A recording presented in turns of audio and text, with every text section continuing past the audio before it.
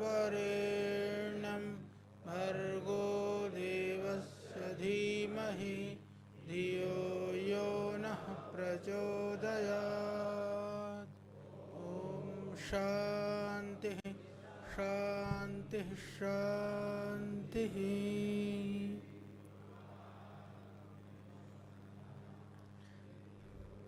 मुक्षीयमामृतात्।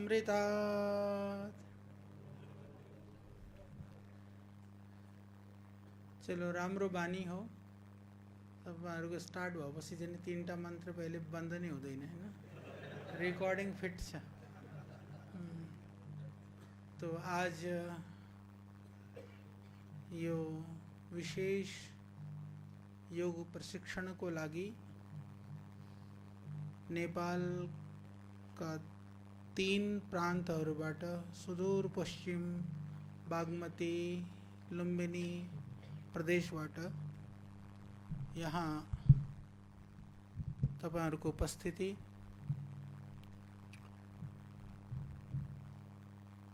कई समय पहले, महीना पहले नेपाल को जो स्थिति, घटना, दुर्घटना, षड्यंत्र,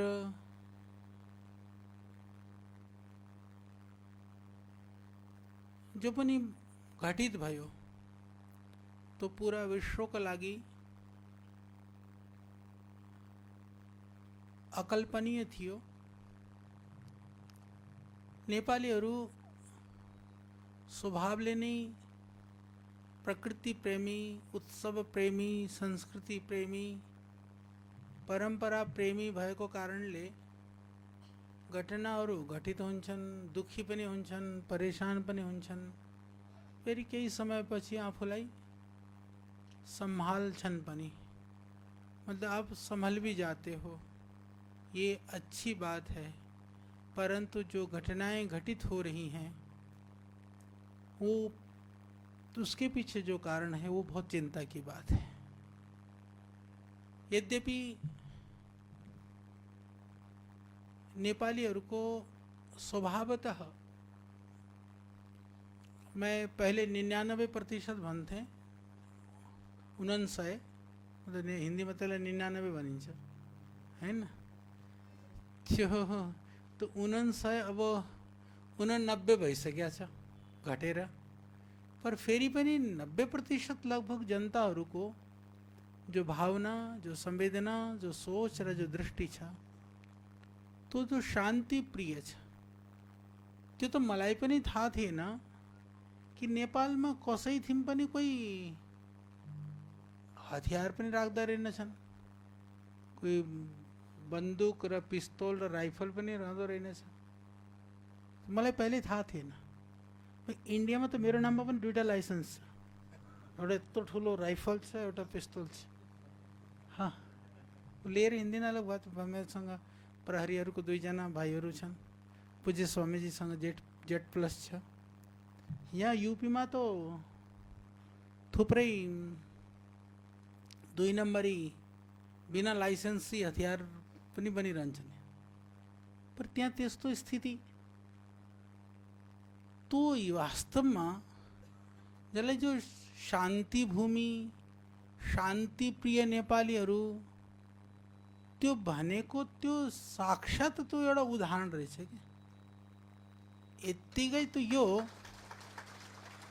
जबकि जो यत्तिकै हेर्ने हो भने नेपालीहरूको जब गोर्खा रेजिमेंट चाहे भारत में होस्, चाहे वो ब्रिटिश में होस् या अन्यत्र कुनै पनि देश में, गोरखा भन्ने बित्तिकै तो वीरता को, क्रांति को, शौर्य को, पराक्रम को पर्याय हो। तो पराक्रम चाहिँ वो शत्रुहरूको लागि रहेछ, आफन्तको लागि विश्वास, आफन्तमाथि तो शांति को भावना। त्यही कारणले तो हथियार र गोला बारूद को तो कम से कम सामाजिक या व्यक्तिगत या त्यसलाई हामी यो भन्न सकिन्छ कि सिभिलियनमा त्यो कोही प्रयोग रहेनछ। यो धेरै ठुलो कुरा हो। तपाईहरुलाई थाहा होला अमेरिका जस्तो देशमा प्रतिवर्ष सानसाना केटाकेटीहरूले बाबु नानीहरूले प्रतिवर्ष सैकडौँको संख्यामा त्यहाँ चाहिँ नि हत्या गरिरहेका हुन्छन्। किन भन्दा वेपन इजिली अवेलेबल छ। तो दुनियाँमा सबभन्दा ठुलो व्यापार केसको? तो हथियारको व्यापार सबभन्दा ठुलो। संसारको सबभन्दा ठुलो खर्चा पनि हथियारको। परन्तु तपाईहरु त एकदम सौभाग्यशाली भएर नगण्य हथियारको खर्च भएको देश। सायद पूरा विश्वमा खोज्ने हो भने कि रक्षा बजेटको नाममा हथियारमाथि सबभन्दा कम खर्च गर्ने देश कुन हो, त्यसमा सायद नेपालको गणना हुन सक्छ। यो त बहुत धेरै ठुलो कुरा हो। त्यो एंगलले कहिले दुनियाँले हेरेन, त्यो एंगलले कहिले पनि त्यसरी जानेन। तो जब वेपन हथियार खून खराबाले जब पूरी दुनिया को भित्रमा अशांति गर्नाले त्यसको लागि अरूले खर्च गर्छ भने जो शान्ति बनाएर राख्नेलाई तो त्यत्तिकै पनि पूरी विश्वले प्रोटेक्ट गर्नुपर्छ र त्यसको लागि त उनीहरूले सत्कार र सम्मानित गर्नुपर्ने देश नेपाल हो। अब त्यस्तो हुँदा हुँदै पनि अचानक त्यस्तै अर्को खर्च के हो ठुलो? तो हो ड्रग दुईतिरका, एउटा त दवाईको रूपमा, एउटा नशाको रूपमा, जसरी त्यसलाई पनि ड्रग्स नै भनिन्छ क्या। तो नेपालमा लगभग अहिले तो यस्तो स्थिति भइरहेछ कि सानसाना बच्चाहरू नै ड्रग्सको शिकार। पहिले तो त्यहाँ तो ड्रग्स थिएन नि, तो नशाखोरी तो थिएन। तो अहिले कहाँबाट आइरहेछ? तो सप्लाई गर्ने मान्छेहरू को हो? तो पूरा जवानी र देशको भविष्यलाई बर्बाद गर्ने जो योजना गरेको त्यो कसले हो? तो कहीँबाट तो सप्लाई भइरहेछ नि। कहीं न कहीँबाट हाम्रो रक्षा तन्त्रमा, सुरक्षा तन्त्रमा या कहीं हाम्रो व्यवस्थामा, राजनीतिक व्यवस्थामा जोडिएका कोही न कोही व्यक्तिहरूको इन्भल्भ भए बिना,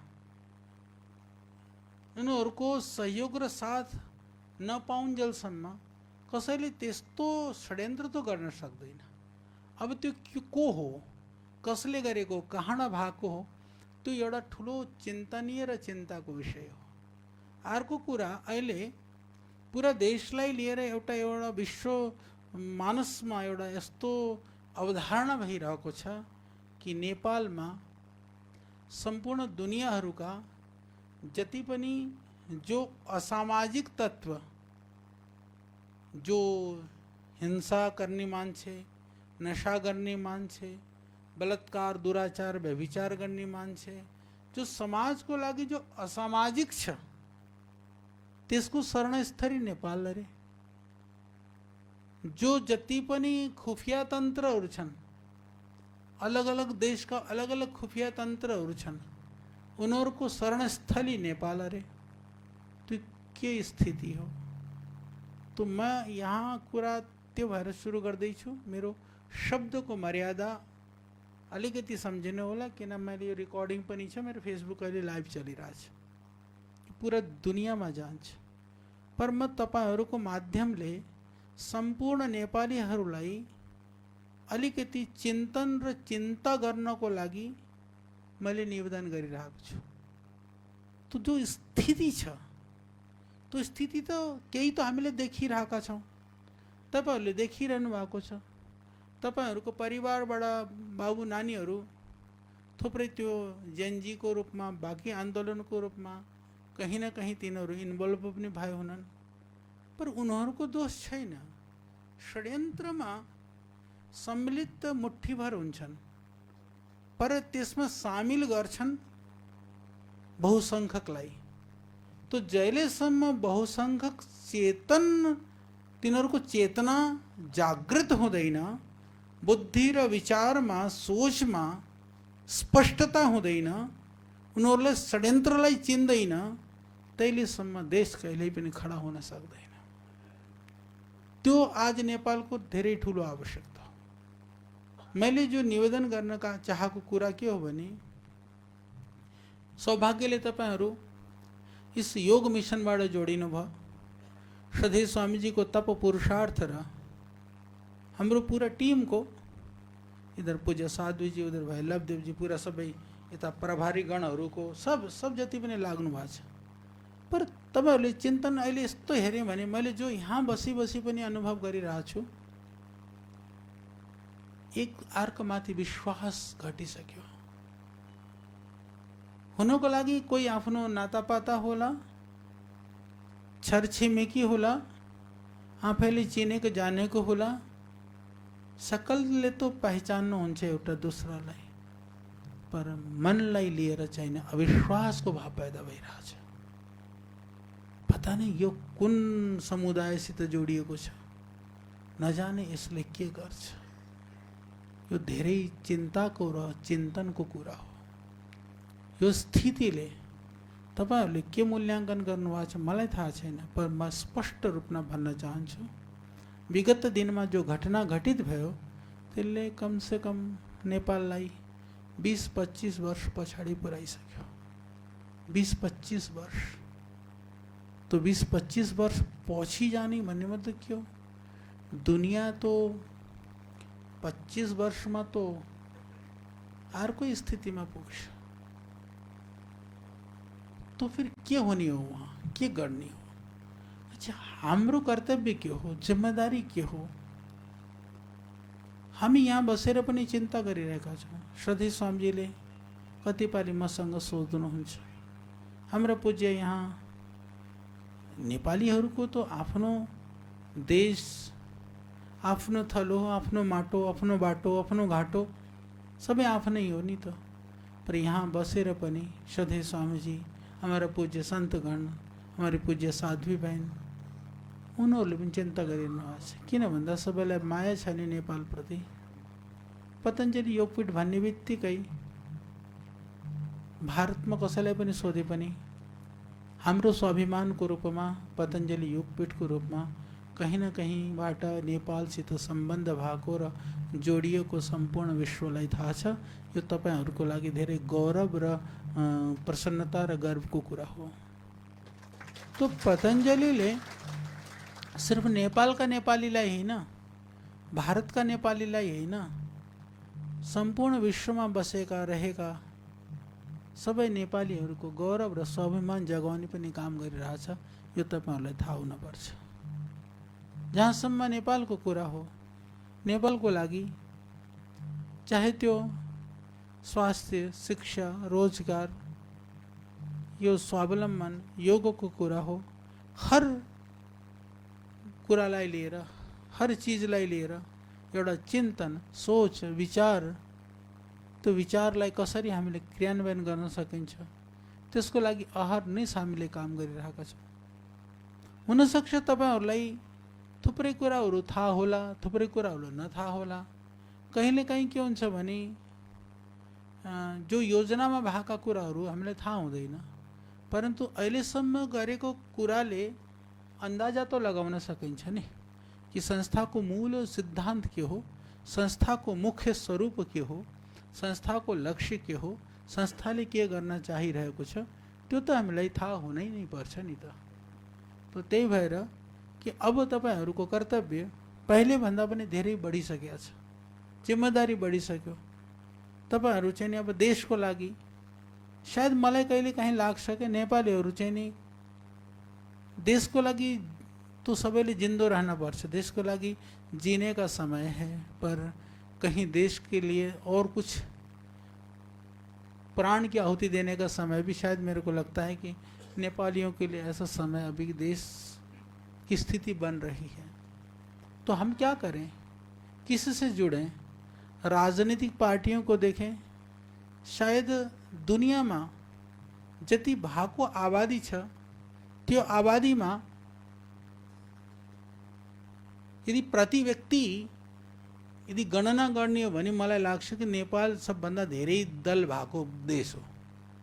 यत्रो नेताहरू, यति पार्टीहरू, और शायद दुनियाको सबभन्दा धेरै आबादीको दृष्टिले यो प्रदेश भएको देश पनि हो। आबादीको दृष्टिले हेर्ने हो भने सबभन्दा धेरै जिल्ला भएको देश पनि हो। यो एउटा कमन सेन्स तपाईँहरूमा थुप्रै पढे लेखेका व्यक्तिहरू हुनुहोला, अलग अलग फिल्डका व्यक्तिहरू हुनुहोला, कहिले सोच्नु हामीले शासनको पञ्चायती व्यवस्था र राजनीतिक व्यवस्थाको जो गाउँ पञ्चायत नगर पञ्चायत त्यो व्यवस्था दुईटा तो राम्रो हो, क्योंकि एउटा तल्लो तहको या जो डाइरेक्ट सरकार एक कंट्रोल करने वाला इनडाइरेक्ट, तो दुईटा रूप तो ठीक छ। किन भन्दा त्यसले हामीले चाहिँ नि एकदम गाउँ स्तरको सरकारले तो गाउँ स्तरको समस्यालाई सुल्झाउने काम गर्छ, केन्द्रीय स्तरको सरकारले चाहिँ नि तो पूरा देशको रक्षा र देशको चिन्ताको लागि ओभरअल जो एउटा कन्ट्रोलको काम गर्छ। परन्तु त्यो कामको लागि जो बीचमा जो एउटा सानसाना टुक्रा बनाएर त्यसले तो खर्च नै तो बढाउँछ नि। तो कसैले एनालाइसिस गर्यो भने कि ये 8 प्रान्तहरू बनेर नेपालले पायो कि खोयो, तो मैं एउटा भन्न चाहन्छु, आज मैले हुन सक्छ केही चलो जो पनि मुखबाट निक्लेला, यो प्लानिङले गरेको कुरा हैन, यो षड्यन्त्रले गरेको कुरा हो। म आज पूरा प्रामाणिकतासँग यो कुरा भन्न चाहन्छु। तपाईहरुलाई लाग्यो होला यति प्रान्त भाषाहरू विकास हुन्छ होला, त्यो प्लानिङले गरेको कुरा हैन। और हजुरले सुन्नुभयो होला आजकल ग्रेटर नेपाल, ग्रेटर यो प्लानिङले गरेको कुरा हैन।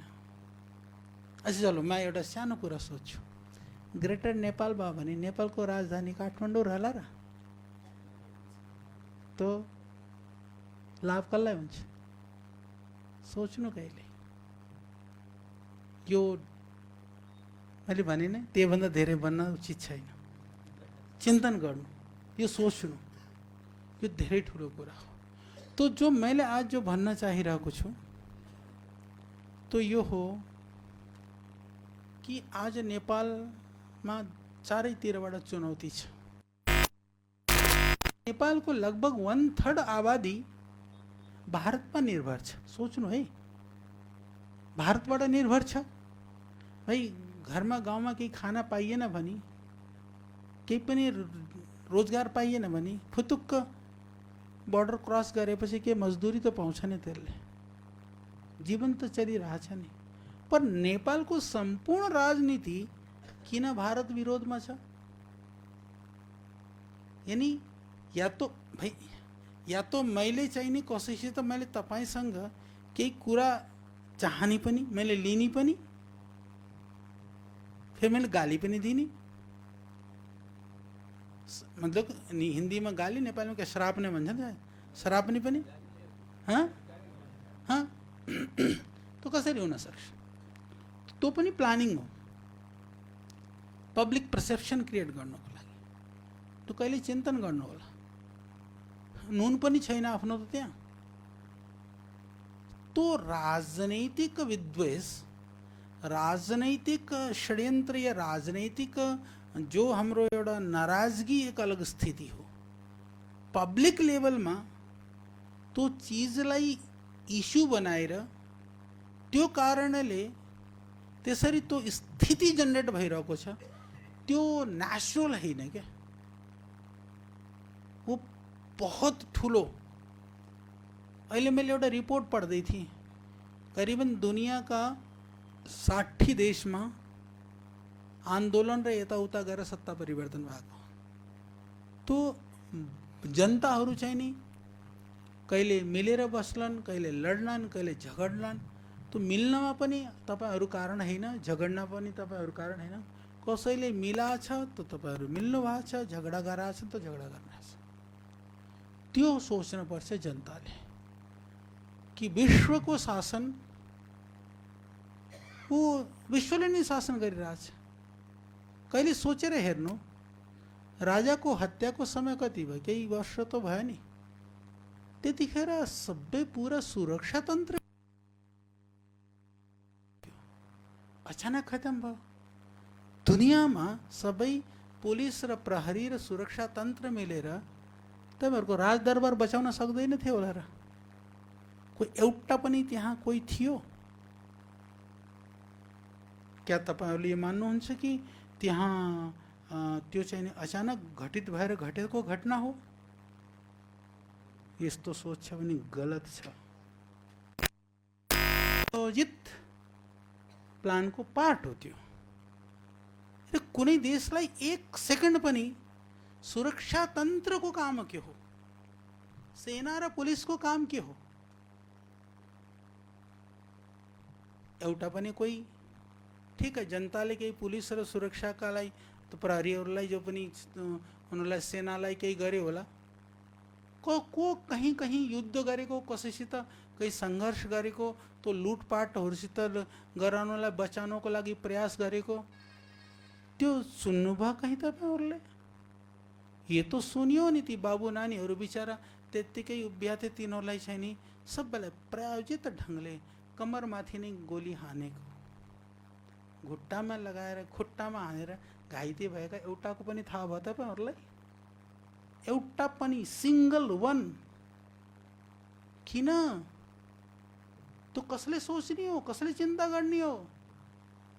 फेरि कमरभन्दा माथि चाहिँ नि गोली एकदम सिनामा, छातीमा, टाउकोमा। ये तो वेल ट्रेन्ड व्यक्ति, पूरा प्रॉपर ट्रेनिंग को काम हो। फेरि 2 दिन तपाईहरुको सुरक्षा तन्त्र कहाँ गयो?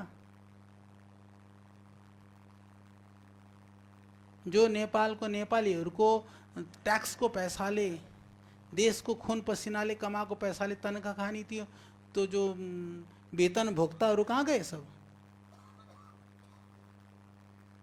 तो ये धेरै ठुलो प्रश्न हो। म धेरै यसले भन्न चाहन्न, पर म यो भन्न चाहन्छु कि तपाईहरुलाई धेरै सतर्कतासँग, विचारसँग, चिन्तनसँग अगाडि बढ्ने आवश्यकता छ।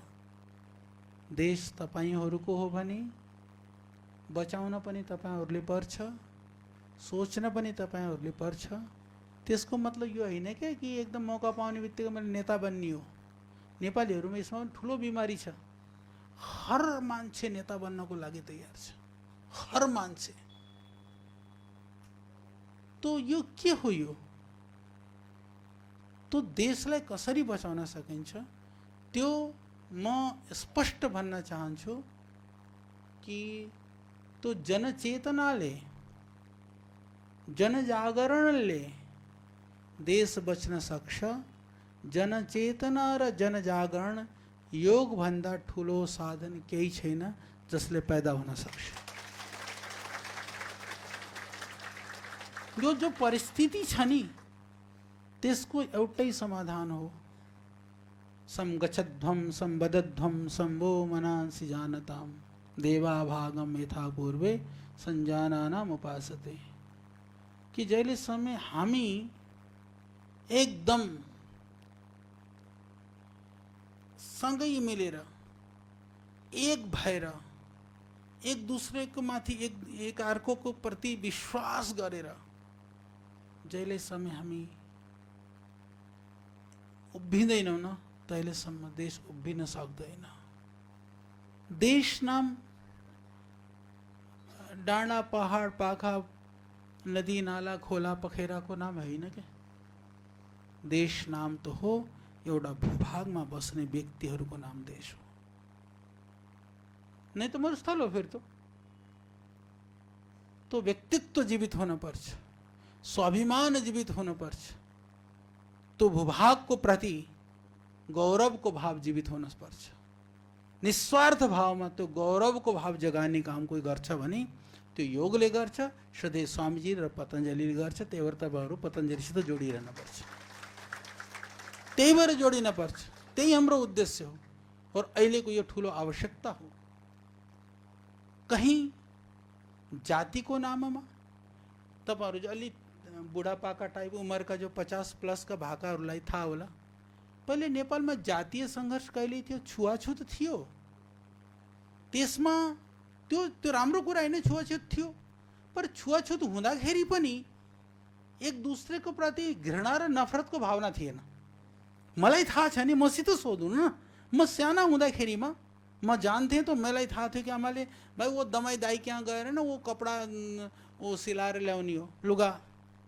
पर फेरि त्यो पनि मलाई थाहा छ कि हामीले जब मकै या धान कोदो हुँदाखेरिमा यति तो न यो तो दमाई दाई के यहाँ जानी हो, उनको हिस्सा अलग थियो, त्यहाँ ईमानदारी थियो, त्यहाँ प्रेम थियो, घरमा खाने भरपेट खाने नभए पनि त्यसबाट पनि हिस्सा बाँटेर उहाँलाई पनि पाउने व्यवस्था थियो। म जान्थेँ स्कुल जाँदाखेरिमा ऊ हाम्रो कामी दाईहरूको गाउँ छ काफलडाँडा मास्तिर, त्यहाँ ऊ हँसिया लिएर जानुपर्छ, सबै इकट्ठा भएर उहाँ गएर उन गर्थे। जाँदाखेरि म नै कोदो बोकेर लिएर गएर दिएको कहीपालि, त मलाई थाहा छ। यदि कामी चाहिँ नि बाहुनलाई हे हुन्थ्यो भने बाहुनको छोरा कोदो बोकेर कामीको घरमा ल्याएर त दिँदैन थियो नि त। फेरि त्यो हे दृष्टि त थिएन नि, कहीँ एउटा भाव थियो न, एउटा विश्वास थियो, त्यो व्यवस्था थियो। वस्तुतः त्यो व्यवस्था पनि त्यो छुवाछुत जातिमा त पछि बदलेको हो के। पहिले के थियो, पहिले कार्यान्तरको हिसाबले त्यो व्यवस्था थियो। एउटा पहिले पहाडमा टाढा गाउँ थिए, अलग अलग चाहिँ व्यक्तिहरू रहन्थे, आवश्यकताहरू हुन्थ्यो, दैनन्दिन आवश्यकता। तो जसले जो जान्यो त्यसलाई त्यो कामको हिसाबले बाँडिदियो। भाइ अब जस्तो मान्नु कि कसैले चाहिँ नि घर बनाउन जान्थे, कसैले चाहिँ नि काठको काम जान्थे, कसैले फलामको काम जान्थे, कसैले कपडा सिल्ने काम जान्थे। तो एक सानो इकाइको रूपमा कम्प्लिट और कम्प्रिहेन्सिभ मोडल थियो त्यो डेभलपमेन्टको। हामीलाई गाउँबाट बाहिरको कसैको आवश्यकता थिएन। त मलाई थाहा छ नेपालका पहाडी क्षेत्रमा यताउता जानु, पहिले मलाई मेरो उनले सुनाउनुहुन्थ्यो कि दादाजीले, बाजेले सुनाउनुहुन्थ्यो कि हामी नुन लिन जान्थ्यौँ अरे बुटवल। तो वालिङबाट बुटवल त कति के बोले 15 दिन लाग्थ्यो अरे गएर आउनलाई। परन्तु उनीहरूको आवश्यकता सिर्फ नुन थियो, नुन बाहेक फेरि लुगा लिएर आउँथे। पहिले तो गाउँमा नै लुगाहरू बन्थ्यो अलिअलि, तो नुन र लुगा, त्यसबाहेक त केही आवश्यकता नै थिएन। तो गाउँमा सेल्फ सस्टेनेबल मोडल थियो न त। कोही और खर्चमा के व्यवस्था थियो, कति राम्रो व्यवस्था थियो न। बार्टरिङ सिस्टम, पैँचो के हो त्यो पैँचो नै भन्छ नि, आदान प्रदान। तो कस्तो सुन्दर बार्टरिङ व्यवस्था थियो कि एक मानो चावल दियो, एक मानो चाहिँ नि वो धान दियो, तो यसरी गर्यो। तो बार्टरिङ सिस्टम थियो। और काममा पनि अहिलेसम्म पनि छ कि पार्ले लाउने, के पार्ले पर्व लाउने, ये कति सुन्दर परम्परा। वर्ल्डमा जो अक्सफोर्ड और हार्वर्डको लागि यो रिसर्चको टपिक हो गयो। यस्तो व्यवस्थित, यस्तो अर्गनाइज, यस्तो चाहिँ नि प्रेम र एउटा अटुट विश्वास भएको यस्तो व्यवस्था र परम्परा दुनियाँमा कहीँ थिएन, सिर्फ नेपालमा थियो। आज नेपालमा खत्म भइसकेको छ। अब कहाँ छ, कहाँ पर्व, कहाँ पैँचो, कहाँ सब इतिहास र अतीत भए। तपाईँहरू छोराछोरीलाई यी शब्दको अर्थ पनि थाहा हुँदैन होला केही समयपछि। व्यवहार त धेरै अगाडिको कुरा। त सोच्नु, तो कोही हाम्रो बाउबाजेहरूले, हाम्रो पुर्खाहरूले, हाम्रो जति हाम्रो महापुरुषहरूले हामीलाई जो सिकाएको नि, यो अनपढ, नपढ्न लेख्न जानेका निरक्षरहरू, मूर्खहरूको व्यवस्था होइन के त्यो। तो विश्वको सर्वोत्तम उच्चस्तरीय व्यवस्था थियो। त्यसमा विकृति कहाँबाट सुरु भयो? विकृति सिर्फ यो थियो कि ठिक है, कामको हिसाबले जाति व्यवस्था भए पनि त छुवाछुत र उच नीच कि सबै काम आफ्नोको लागि नै हो, राम्रो काम हो, व्यवहारको हिसाबले त्यति व्यवस्था भइदिएमा बाँकी त्यसमा और केही करेक्सनको आवश्यकता थिएन। बाँकी तो व्यवहारले खानपान जस्तो ठीक है, तो जरुरी छ। शास्त्रमा पनि यही है, हामीले कति पनि पढेको, सबै शास्त्र पढेको। जन्मना जायते शूद्र कर्मणा द्विज उच्यते। तो वो जो व्यवस्था चाहिँ, तो कर्म चाहिँ हाम्रो, कर्म भनेको के हो? कर्म भनेको हलो जोत्ने या तो कपडा सिल्ने या लुहा, त्यो कर्म होइन। कर्म भनेको मांस, मदिरा, व्यभिचार, दुराचार, अनाचार, अत्याचार, हिंसा, त्यो त्यस तरहको कर्म। त्यो कर्मलाई जो जितने भी यन्य अस्माकम सुचरितानि तानि तोयोपास्यानि नोइत्राणि, शास्त्रमा पनि जो राम्रा कर्महरू छन्, गुरुहरूले पनि शिक्षा दिन्थे कि मैले गरेको कर्म पनि तिमीहरूले हेर्ने, यदि राम्रो मैले गरेको छु भने त्यसको आचरण गर्ने, यदि मैले नराम्रो गरेको छु भने त्यसलाई पनि आचरण नगर्ने भनेर गुरुहरूले उपदेश दिन्थे। तो ठुल्ठुला गुरु महाराजहरू पनि थिए, तिनीहरूले पनि कहिल्यै भनेको होइन कि हाम्रो उपनिषद दर्शन र वेदमा पनि कि मैले जो गरेँ सबै तैँले गर्ने, त्यो कहिले पनि भनेको होइन। तो त्यो उपदेश समाजको लागि कि कर्म दिव्य बनोस्, कर्म भव्य होस्। त्यो दिव्यता र भव्यता थियो नि कर्ममा, जो सहज रूपमा थियो, त्यो प्रचलनमा थियो, त्यो विचारमा थियो, त्यो अवधारणामा थियो, त्यो सोचमा थियो, त्यो कहीँ न कहीँ प्रचलनमा थियो। आज त्यो लुप्त भइसकेको छ। त तपाईहरुले के पाउनु भयो र के गुमाइसक्नु भयो, त्यो चिन्तनको कुरा हो। अब त्यसमा के भयो, त्यसमा अब जातिवादीयताको नाममा घृणा, द्वेष, कम्पिटिसन, त्यो भाव पैदा भइसक्यो। त्यसपछि फेरि के भयो, त्यसपछि भयो अब भारतको खतरनाक जो गंदगी कि ये हामी मूल निवासी, ये विदेशी। नेपाल में तो कहिल्यै थिएन। नेपाली नेपाल का, बाहिर का विदेशी। अब तो नेपाली में पनि मूल र विदेशी भइसके, उनीहरूको संगठनहरू बनिसके। तो ये कहाँबाट पैदा भएको? तो नेपालीहरूको मनमा पैदा भएको कुरा होइन कि यो, जो पैदा गराउँदैछन्। तो पैदा गराउनको लागि करोडौं करोड रुपियाँ खर्च भइरहेको छ।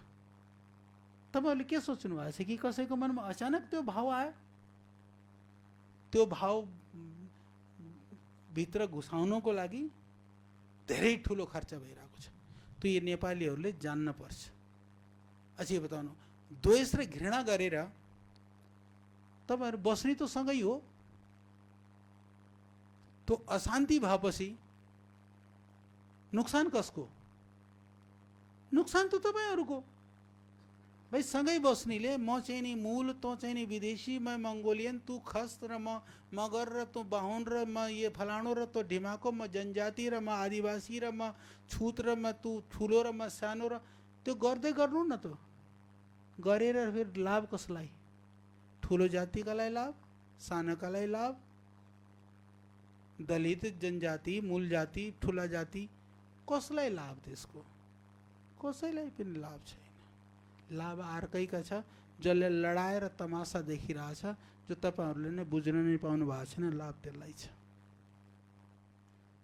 तपाईहरुको अस्थिरता, तपाईहरुको चाहिँ नि आपसको विद्वेष, तपाईहरुको चाहिँ झगडा, तपाईहरुको चाहिँ नि विकास र समृद्धिको अभाव, त्यसले त थुप्रै लाभ छ विश्वमा।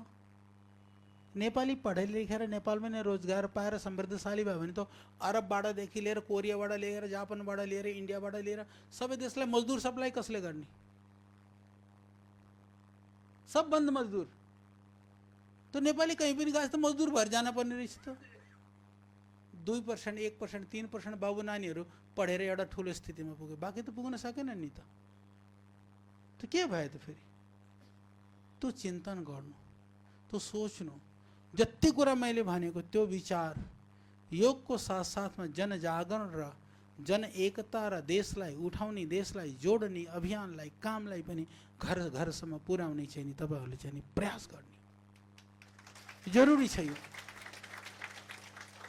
त्यो लडाएपछि फेरि अब अर्को कुरा, लडाउने बित्तिकै यदि यसलाई सिक्वेन्स क्रस चेक गर्नु होला।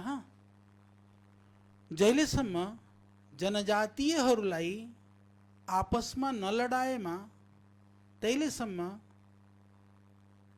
जातीय असहिष्णुता पैदा गरेपछि फिर धार्मिक उन्माद पैदा हुन्छ। तो पहले जातीय असहिष्णुता पैदा गरे, अब धार्मिक उन्मादको लागि नेपाललाई सडनली धर्मनिरपेक्ष। मैले देखेँ एउटा दुईटा पत्रकार जस्ता फटीचर नेपालमा जो घुम्ने मान्छेले कि तपाईँ हिंदू हो कि होइन भन्नु। अरे वो इतना बुजदिल, मैं तो कहूँ उसको क्या कहूँ, वो गाली भी देने के लिए शब्द नहीं है। वो मुख से नहीं निकला कि मैं हिंदू हूँ कह दे। इतनी नपुंसकता पैदा हो चुकी है नेपालियों में। तो उन नेपालियों से तुम नेपाल की कल्याण की कल्पना करते हो, जिसको अपनो धर्म को, जातीयता को, जातीयता मतलब अपनो जो पनि हाम्रो स्वाभिमान हो, त्यसको लागि गर्व छैन भने तो बुजदिल र कायर जातिले कहिल्यै पनि दुनिया र देशको कसैको कल्याण गर्न सक्दैन। तिनीहरू कहिल्यै स्वाभिमानी हुन सक्दैन।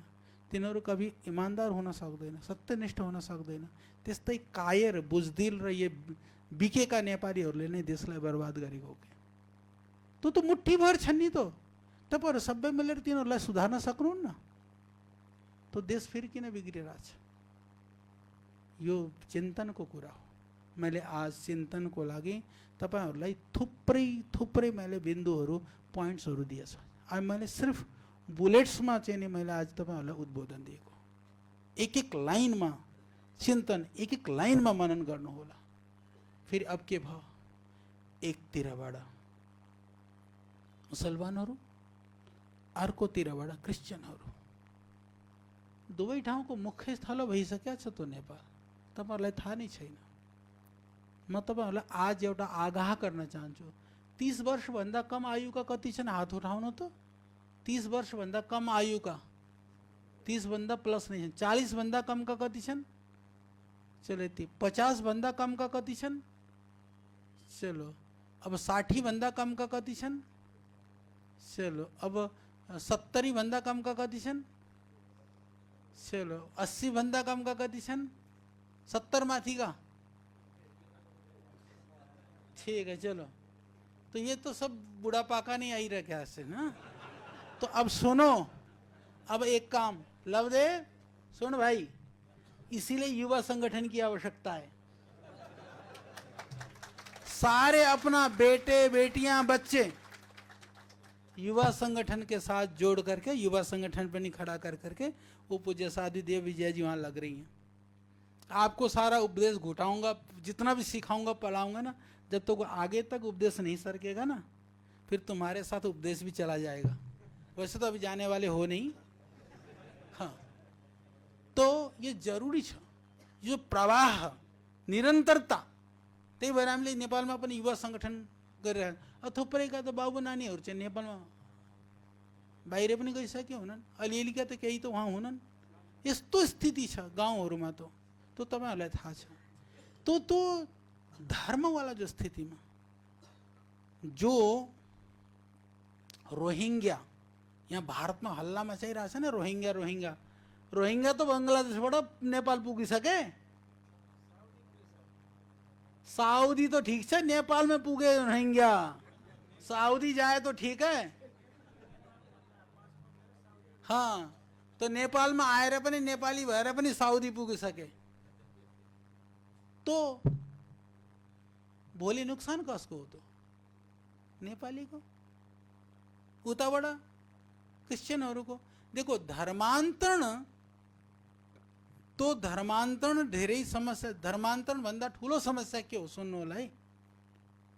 अहिले जो भारतमा पनि मुसलमानहरू सबै खराब हुँदैनन् के, क्रिश्चियनहरू पनि खराब हुँदैनन्, ध्यान राख्नु होला है। अरबका मुसलमानहरूले त भारतका मुसलमानलाई पनि मुसलमान मान्दैन। अहिले ईरानको राष्ट्रपतिले स्टेटमेंट दिएको, बोले हमको युद्ध लड़ने के लिए कन्वर्टेड नकली मुसलमानों की जरूरत नहीं है। सुन लो, ये जो धर्म बदल बदल करके बदलने वालों से खतरनाक है। तो बदलेर क्रिश्चियन बन्नी, बदलेर मुसलमान बन्नी, उनीहरू खतरनाक हुन्। जो पीढ़ीबाट मुसलमानहरू छन्, पीढ़ीदेखि चाहिँ नि क्रिश्चियनहरू छन्, उनीसित कोही खतरा छैन। क्रिश्चियनहरू त यहाँ पनि थुप्रै आइरहन्छन् पतञ्जलिमा पनि। तो उन्होंने हमने योग सिखाई, सब पूरा बैठ करके राम राम हरे कृष्ण सब उनको प्रसाद दे दो, खा लो। और तुम्हारा नया बना हुआ क्रिश्चियन, नाम बनी वही, टोपी वेशभूषा बनी वही, उठा करके इसको दे दो, बोले ये प्रसाद है खा ले। वो भागेगा आधा किलोमीटर दूर। वो है नकली क्रिश्चियन, नकली व्यक्ति। असली क्रिश्चियनों को फर्क नहीं पड़ता, श्रद्धा से लमलेट पड़ते हैं, आकर के खाते हैं। तो जो नकली पैदा हो रहे हैं नेपाल के अंदर, उस नून नकलियों से देश को बहुत बड़ी खतरा है। आज तो वो नकली बन रहे हैं, कल जब उनके बच्चे पढ़ लिख करके, अहिले तो सबै नया नया हो ना, नया नया परिवर्तन, नया नया धर्मदेखि सबै बनिरहेछन् नि। तो भोलिको दिनमा जब ब्युरोक्रेट्समा, जुडिसरीमा, पोलिटिक्समा सबै पदहरूमा त्यस्ता ती नकलीहरूका जो सन्तान भरिएपछि तिमीहरूलाई चाहिँ देश निकालेर चाहिँ फेरि भूटान जस्ते शरणार्थी भएर कहीं जान नपरोस् है, सोच्नु होला अहिले देखि। यो सत्य कुरा हो, दिमागमा राखेर जानु होला। कहिले म त ठिक छु नि, मेरो घरमा त केही भएन, म त बचेँ, मेरा बाबु नानीहरू त बचे। अरे भाई, हिंदी में कहावत छ के, पड़ोसी में आग लग जाए तो ज़्यादा दिन तक तुम खैर मत मनाओ, तुम्हारी भी कोई खैर नहीं है।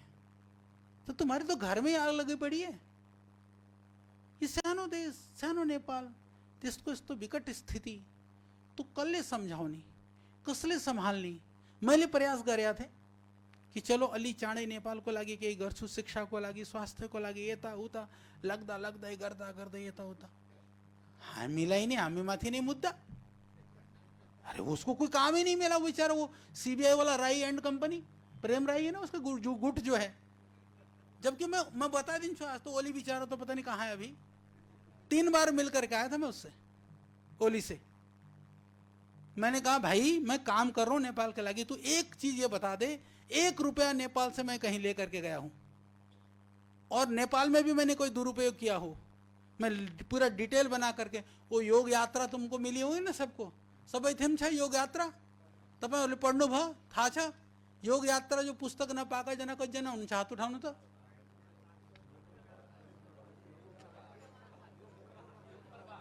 योग प्रवाह, योग प्रवाह पाउनु भएन? उठाउनु त। हाजी लाभदेव जी, ये गलत बात है भाई, अभी ला करके आज कल सुबह तक दे देना इनको। ठीक से मैं दे दूंगा, चिंता ना करो। तो यहाँ कहाँ है फिर? कर लेंगे भाइयों, चिंता ना करो, हमारी व्यवस्था ही खोटी है तो मैं तुमको क्यों शिकायत करूं, कर लूंगा ठीक मैं उसको। तो यहाँ आने से पहले तो पूछ लेते तुम, क्या आचार्य जी पूछ सकते हैं ये बात?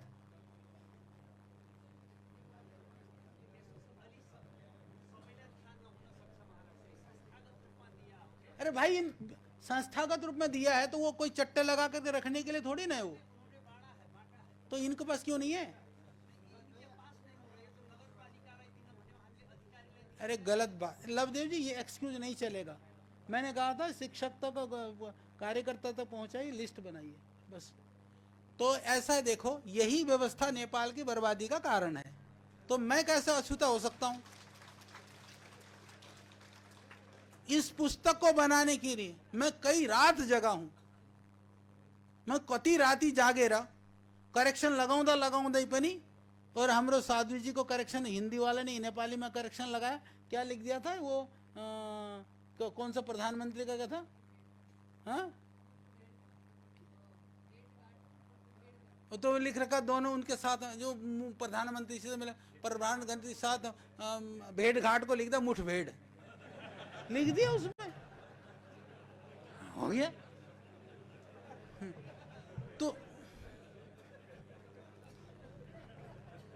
तो अब बात ये कि इसको करने के लिए इतना करके तो सब बना करके ले जा करके ओली जी को मैंने कहा कि देखो हम क्या काम कर रहे हैं, इधर दे दे भाई, यहां दे मेरे को यो। तो हामीले के काम गरे छौं, मैले गएर बताएं, मैले दी इसमें हजारों करोड़ को राजस्व को स्वास्थ्य को माध्यमले, जनजागरण को माध्यमले हामीले कसरी नेपाल को समृद्धि का काम गरेका छौं, तो ल्याएर दी। मैले बताएं, मैंने कहा प्रधानमंत्री जी अलिकति उ गर्नु, यस्तो गलत कुरा भइरहेछ। मैले यो पनि भनेर आएको थिएँ कि मैंने कहा भाई तुम ज़्यादा दिन गद्दी में नहीं बैठेगा, क्योंकि तेरी मति काम नहीं कर रही है अभी, तेरे को दिमाग काम नहीं। मैं बोल के आया था, मैंने कहा आपका दिमाग काम नहीं कर रहा, आप सही गलत को नहीं समझ पा रहे हो। यदि सही गलत नहीं समझ पाओगे तो फिर ज़्यादा दिन कैसे चल पाओगे। परंतु मुझे नहीं पता था कि जाएगा तो ऐसी दुर्दशा के साथ पूरा देश ही, देश को डुबा करके जाएगा। तो है ना वो हिंदी में कहावत नहीं है, हम तो क्या डूबेंगे सनम तुमको भी ले डूबेंगे। वो तो गया, सबको ले डूबा वो निकम आदमी। तो ये स्थिति जो है ना, तो अब ये जो है इसके अंदर पूरी डिटेल छ। तो हामीले पनि त्यो सामना गर्न पर्यो। अरे नेपाल में बाबाजीले वहाँ पनि जमीन उगारे छन्, इंडिया में फटीचर फटाह दुई कौडीका मान्छेहरू जसलाई केही लिन दिन छैन हमेसा तलासमा रहन्छन् कि पतञ्जलिको केही बिग्रेको कुरा सुन्यो भने त उनीहरूलाई त एकदम कई किलो खुन बढ्छ। उनीहरूलाई पनि मौका पाए। नेपालका मूर्ख तिनीहरू बुद्धिविहीन नेताहरूको कारणले। परन्तु त्योभन्दा ठुलो घटना के भयो, केही बदमाश छन्, केही दुष्ट छन्, उनको दण्ड चाहिने सबै नेताहरूलाई, सबै नगरपालिकामा, सबै गाउँपालिकालाई। फिर तिमीहरूको आदर्श कौन हो भाई? जसको घर तिमीहरूले जलाओ, समस्या एउटाको घर यसले जलाले अर्काको घर अर्काले जलाइदियो तो दुईटैको तो जल्यो नि। हाँ, तो फिर बच्यो कसको भाई? एउटा कहावत छ के हिन्दीमा कि दुईटा पण्डितजी चाहिँ नि एउटाको घरमा जजमान भनेर वो पूजा गर्नलाई खाना खानलाई गएछन्। अहिले पनि नेपालीहरूले पनि त केही कहिलेकाहीँ पूजा सुजा गर्छन् नि गल्तीले, त्यहाँ गएछन् खाना खानलाई। त्यो एउटा खाना खाना जाँदाखेरि वो हात धुन गएछ कि उता, तो जजमान सामने बसेको त्यतिको अरे कसलाई बुलाएको, ये किसको बुलाया आपने, ये तो गधा है, इसको तो कुछ आता नहीं है। उसके विषय में खूब सुनाया उसने।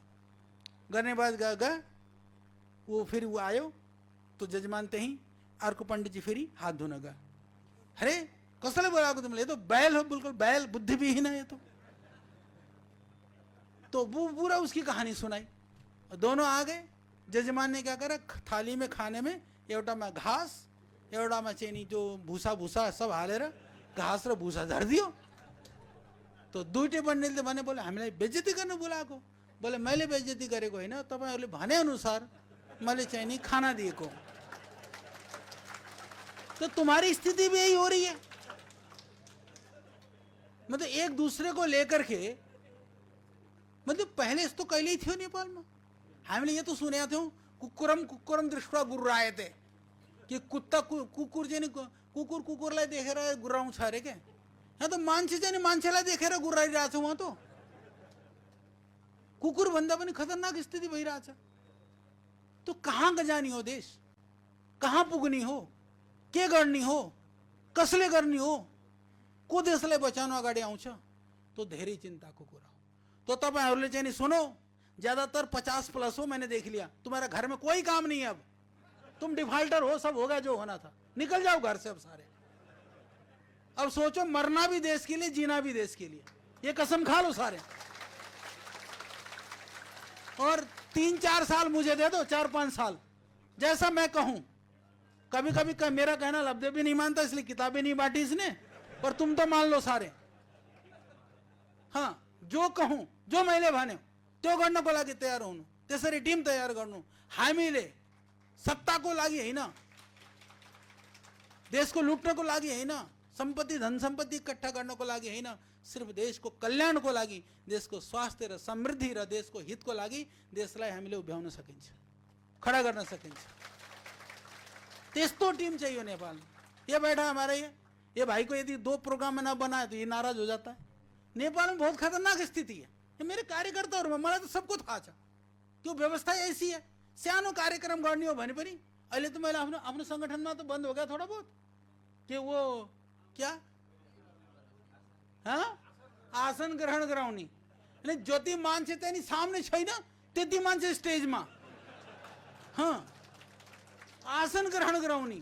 और आसन ग्रहण गराउँदा कसैको नाम छुट्यो भने वो आसन पनि गयो, मान्छे पनि गयो, खत्म। तो यो हालतमा जिउने मान्छे तपाईहरु, मतलब तुम काम गर्नको लागि गएको कि आसन ग्रहण गर्न गएको? तो ये जो व्यवस्था है, तो इसको मैंने अपने संगठन में मैंने भने कि जुन कार्यक्रम को जो मुख्य व्यक्ति हो त्यसलाई राख्नु। ये ध्यान सुन लो, अभी भी लवदेव जी ये व्यवस्था आगे सुन लो। यदि कोई बड़ा भी व्यक्ति है उस कार्यक्रम के अंदर में, जो जिस कार्य से संबंधित लोग हैं उनको आगे रखो, बाकी सब नीचे बैठो। ये व्यवस्था बनाओ ना, और एक लाइन में संबोधन गर्नु। सबै हाम्रा पूज्य श्रद्धेय वंदनीय सबै उपस्थित दीदी भाई दाजू बहनी आमा बुआ दादा दादी केटा केटी छोरा छोरी सब भाई सबलाई नमस्कार। सबै तो आए त्यतिमा, और के चाहिए? तो ये व्यवस्था बनाउनु। हाम्रो मकसद, हाम्रो फोकस्ड लक्ष्यमा हुन पर्छ। हाम्रो लक्ष्य के हो, हाम्रो ध्येय के हो, हामीले के को लागि काम गरेको, के को लागि काम गर्ने हो। तो आफ्नो उद्देश्यलाई नभुल्नु, आफ्नो लक्ष्यलाई नभुल्नु, त्यसरी काम गर्न जरुरी छ। त्यसरी काम गरेर नेपालको सृजना धेरै चाँडै हुन सक्छ। और ध्यान राख्नु कि तपाईहरुलाई समृद्ध दिनको लागि, सुख दिनको लागि दुनियामा कोही पनि आउँदैन कहिले पनि। हाँ, आफैले गर्न पर्छ, यो कहिल्यै नभुल्नु होला। यो पक्की बात है, ये ध्यान रख लेना। तो बस ये एक पीड़ा है मेरे मन में। मैले एउटा चीज देखिरहेको छु। म तो आउँदो समय चाहिँ नि अरू पनि भयावह देख्दैछु, बहुत भयावह देख्दैछु। पर त्यो भयावहतालाई कसैले ठिक गर्न सक्छ भने तो तपाईहरुले ठिक गर्न सक्नुहुन्छ, अरू कसैले गर्न सक्दैन। तो त्यसको लागि हामी तयार हुने हो। हामी कसैको विरोधी हैन, कसैको नेताको पनि विरोधी हैन, पार्टीको पनि विरोधी हैन, कसै जाति या कोही व्यवस्था र कोही देश र विदेशको विरोधी हैन। हामी विशुद्ध रूपमा सृजनका हामी प्रहरी बनेर हामीले चाहिँ नि देशको सृजनमा आफूलाई चाहिँ नि सम्पूर्ण ताकत र शक्तिले लगाएर काम गर्ने हो। त्यही हाम्रो लक्ष्य हुनुपर्छ। एउटै ध्येय, एउटै लक्ष्य कि कसरी हामीले देशको समृद्धि, कसरी हामीले देशको शान्ति, कसरी हामीले देशको विकास हामीले गर्न सक्छौं, त्यो मनमा संकल्प लिएर, मनमा भावना लिएर और एक भएर हामीले काम गर्न पर्छ। जहाँ जहाँ पनि हामीले नकारात्मकता, नेगेटिभिटी, अविश्वास, साना ठुलाका जो विभेद र कहीं लडाई र झगडा भएको फेला पारेमा उनीहरूलाई ठिक गर्ने, हामीले उनीहरूलाई सुधार्ने, उनीहरूलाई सम्झाउने, उनीहरूलाई बुझाउने, त्यो काम चाहिँ नि हामीले गर्नुपर्छ। तो योगको यो पनि मुख्य काम हो।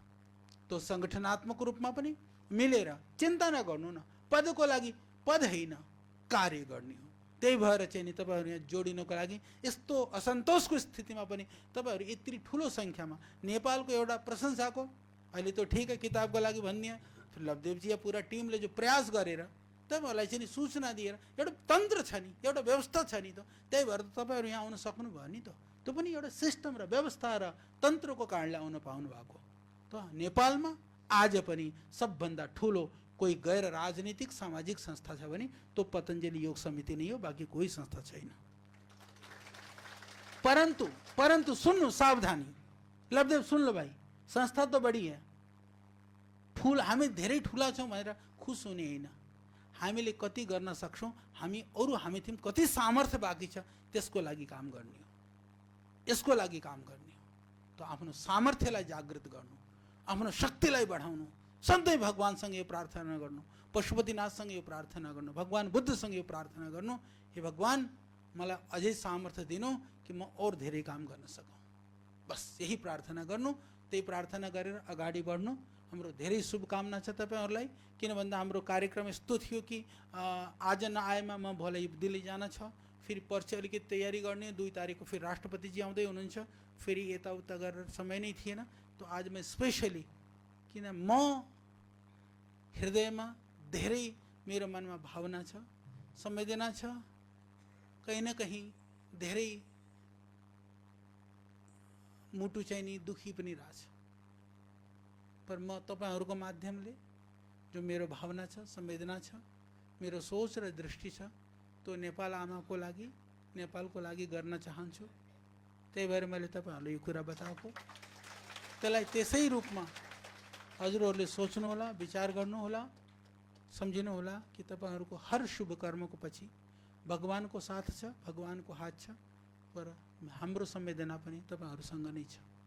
त्यही भएर आफ्नो सम्पूर्ण शक्ति र ऊर्जाले, मैले भने नि 50 भन्दा धेरै भइसक्नु भयो, 60 प्लस का, 60 भन्दा माथिको कति हुनुहुन्छ हात उठाउनु त।